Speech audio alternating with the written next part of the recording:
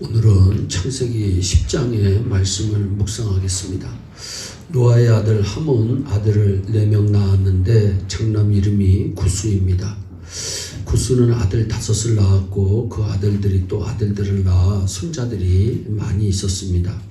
그런 그가 늦게 아들을 하나 더 낳았는데 그의 이름이 니므롯입니다. 니므롯은 비범한 인물이었습니다. 그는 인류 역사상 처음 나타난 영웅이었습니다. 리더십과 통치력을 갖춘 정말 놀라운 장군이었습니다. 그러나 그는 하나님을 의지하지 않았고 하나님께 기도하지도 않았습니다. 자기 힘으로 크게 된 그는 나라를 만들고 자신 스스로 왕이 됩니다. 당시에 그를 꺾을 나라, 그를 꺾을 사람이 없었습니다. 그러니 그는 감히 하나님께 맞섰습니다. 하나님을 대적합니다. 하나님께서는 아브라함, 히스기야, 다윗, 다니엘, 요셉처럼 하나님의 복을 받고 잘된 사람들 뿐만 아니라 세상에 악한 사람들을 통해서도 우리에게 교훈을 주고 있습니다. 오늘 우리가 니므롯을 통해 배워야 할 것은 무엇입니까? 하나님을 대적하고 하나님을 믿지 않는 자들이 이 세상을 다스리도록 그냥 두면 안 된다는 것입니다. 어느 공동체든 하나님을 믿지 않고 막 사는 사람이 그 공동체를 이끌어가는 리더가 되게 해서는 안 됩니다. 하나님을 믿는 성도가 작은 공동체에서나 큰 공동체에서나 거룩한 비전을 갖고 리더가 되어야 합니다.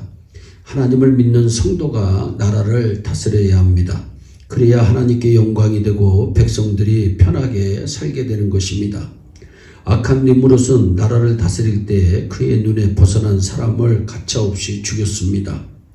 그러니 모두가 그의 종이 되었습니다. 아합이 나라를 다스릴 때도 의로운 사람들이 많이 죽었습니다. 악한 자가 나라를 다스리면 고통이 얼마나 많은지 모릅니다.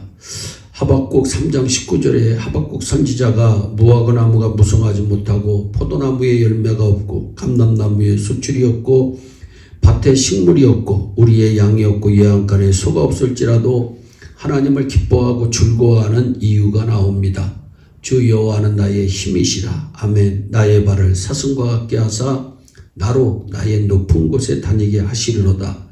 비록 내가 지금은 초라해도 하나님은 나의 힘이시라. 하나님께서 도와주시사 나를 초라하게 하지 않으시고 높이 살게 하여 주실 것이라고 하는 꿈이 있어야 합니다. 꿈을 가질 때 하나님께서 도와주십니다. 시편 107편 30절에 여호와께서 저희를 소원의 항구로 인도하시는도다 말씀합니다. 물론 우리의 마지막 소원의 항구는 하늘나라 천국입니다. 하지만 이 세상에서도 우리를 꿈의 항구로 인도하여 주십니다. 내가 미국에 꼭 가야지 라고 할 때 미국에 가는 것입니다. 내가 독일에 가야지, 독일에 가고 싶은 마음을 가질 때 독일에 가게 해주시는 것입니다. 꿈을 가져야 주시는 것입니다.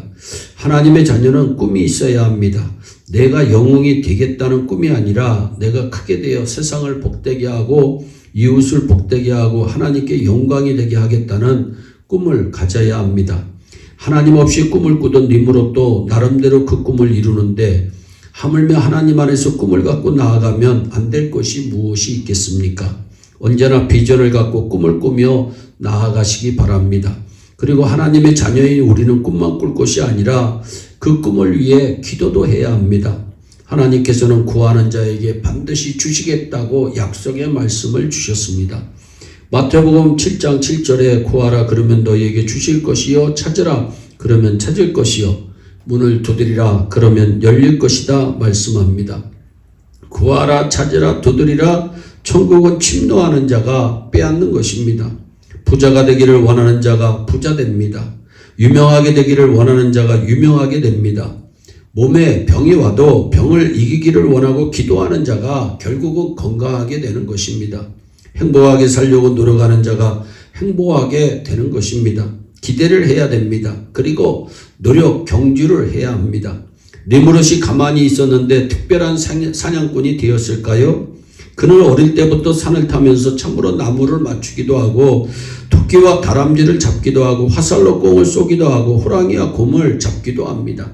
여러분, 다윗이 하루아침에 골리앗을 쳐 죽였다고 생각하십니까? 성경에 보면 그것 아닙니다. 그가 싸움터에 갔다가 키가 3m나 되는 큰 골리앗 장군을 마주 대합니다. 골리앗이 57kg이나 되는 칼을 잡고 천둥 같은 소리로 하나님의 군대를 모욕합니다. 이 종이 그때 이 다윗이 얘기합니다. 제가 저놈을 치겠습니다. 아닙니다. 이 종이 아비의 양을 칠 때 사자나 곰이 새끼 양을 움켜가면 제가 곰을 치고 사자를 쳐서 새끼 양을 빼앗았습니다. 이 말의 뜻이 무엇입니까? 다윗이 양을 칠 때도 그냥 놓은 것이 아니라는 것입니다. 그는 양을 치면서도 물맷돌로 나무도 맞추고 바위도 맞추고 새도 맞추며 계속 그는 연습한 것입니다. 그래서 이리와 늑대를 쳐 죽이고 나중에 사자와 곰도 쳐 죽이는 경험을 쌓은 것입니다. 그러니 그는 무서운 것이 없습니다. 하나님께서 사자의 발톱에서 곰의 발톱에서 저를 구원하셨으니 저 블레셋 놈에게서도 저를 구원해 주실 것입니다. 하면 된다. 안 되는 일이 없습니다. 할 수 있거든요. 무슨 말이냐. 믿는 자에게는 능치 못할 것이 없느니라.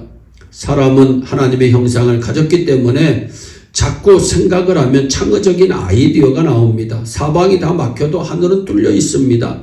나는 안 돼. 나는 환경이, 나는 배운 것이, 나는 실력이, 나는 돈이, 이런 말 하지 마시기 바랍니다. 그럼에도 불구하고 하나님께서는 되게 해주시는 것입니다. 우리는 오늘 니므롯을 통해 중요한 교훈을 받습니다. 가장 중요한 교훈이 무엇일까요? 우리가 아무리 크게 되고 아무리 잘 되어도 하나님과 상관이 없으면 영원히 쓸쓸한 나그네에 불과하다는 것입니다. 우리 모두 꿈을 갖고 기도하며 주님을 의지하고 주님을 위해서 나아가 하나님께 크게 영광 올려드리는 큰 인물들 되시기를 주 예수 그리스도의 이름으로 축복합니다. 기도하겠습니다. 사랑의 하나님 참 감사합니다. 니므롯은 세상적으로 잘 되었지만 하나님을 대적함으로 하나님 정말 쓸쓸한 나그네와 같은 위치에로 빠져듭니다. 하나님 우리 예일의 성도들은 하나님과 함께 동행하는 삶, 하나님을 의지하는 삶, 하나님의 형상을 닮아가는 축복의 주인공들이 되어서 다 잘되게 하시고 잘된 것으로 통해서 하나님께 영광 올려드릴 수 있도록 은총을 베풀어 주시옵소서. 감사하고 예수님의 이름으로 기도하옵나이다. 아멘. 오늘도 주 안에서 승리하는 복된 하루 되시기를 바랍니다. 감사합니다.